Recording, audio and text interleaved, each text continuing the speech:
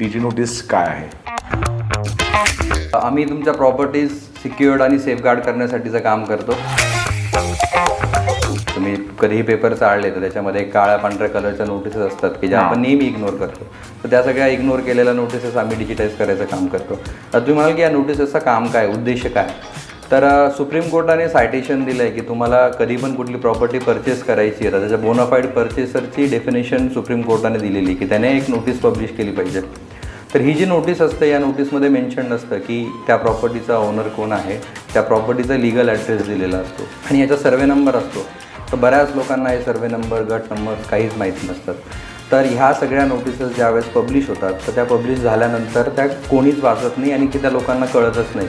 तर आम्ही काय करतो की पेपरमध्ये ज्या पण नोटिसेस आलेल्या असतात त्या नोटिसेस आम्ही डिजिटाईज करतो आणि त्या सिम्प्लिफाईड फॉर्मॅटमध्ये आम्ही पब्लिश करतो. याचा बेनिफिट युजरला असा होतो की त्या नोटिसेस त्यांना सर्च करायला सगळ्यात इझी पडतं आणि ॲट द सेम टाईम त्यांच्या बाईंगच्या डिसिजनसाठी ते हेल्पफुल असतं.